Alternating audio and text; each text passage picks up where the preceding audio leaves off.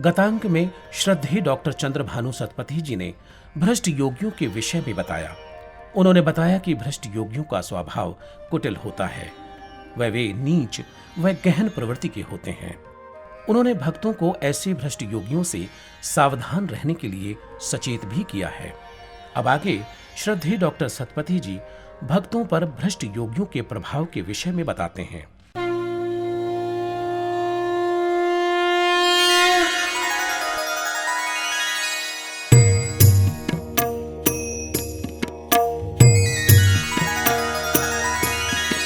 श्री गुरुदेव गुरुदेव प्राण खोजे पद तब तमसी पयर ध्यान रे एकाग्रता आसे मन रे सामान्य नर बेले बेले पड़े भ्रष्ट जोगी कबले जोगी तीव्र शक्ति स्रोत भक्त को करे अभिभूत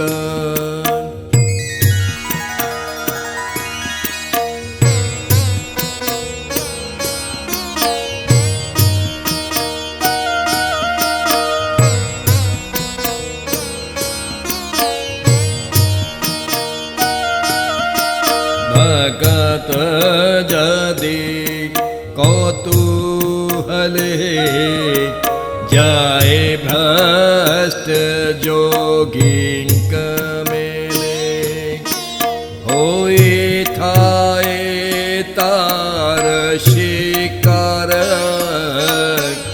दुष्ट भूत प्रेत शक्तिर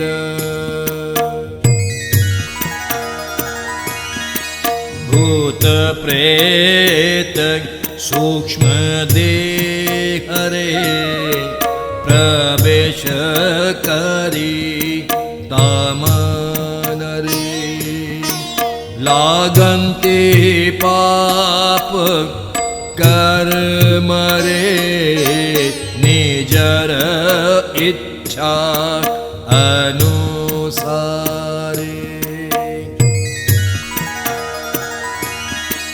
भक्त जनन को वश करी विक्षिप्त भाव देई भरी भक्त द्वारा करांति पूर्ण ज्यों इच्छा थाए अपूर्ण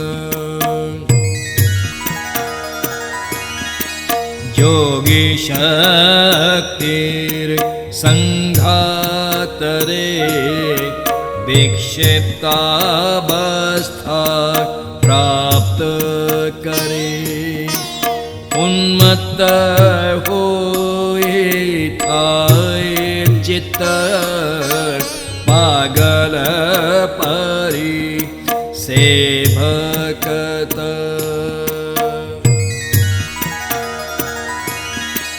माटेर हांडी कंचाथिले भांगई भरी गले जले सेमिते सामान्य नरर अवस्था हुए ए प्रकार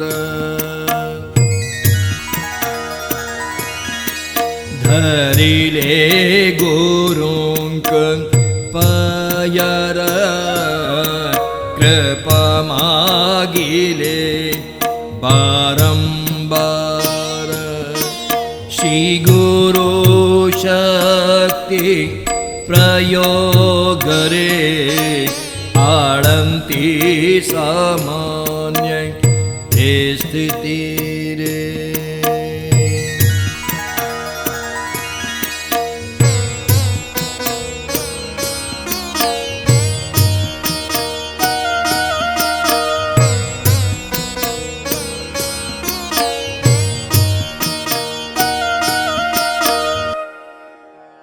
श्रद्धेय डॉक्टर चंद्रभानु सतपथी जी बताते हैं कि सामान्य जन कभी कभी भ्रष्ट योगियों के चंगुल में फंस जाते हैं। यदि कोई भक्त कौतूहलवश भ्रष्ट योगी के पास जाता है तो वह धीरे धीरे उसके चक्कर में पड़ जाता है। तंत्र, मंत्र और यंत्र की साधना करके भ्रष्ट योगी कुछ सिद्धियां प्राप्त कर लेते हैं और शक्ति अर्जित कर लेते हैं। भ्रष्ट योगियों की शक्ति से भक्त अभिभूत हो जाता है। फिर भ्रष्ट योगी भक्त को वशीभूत करके उससे अपना स्वार्थ सिद्ध करते हैं।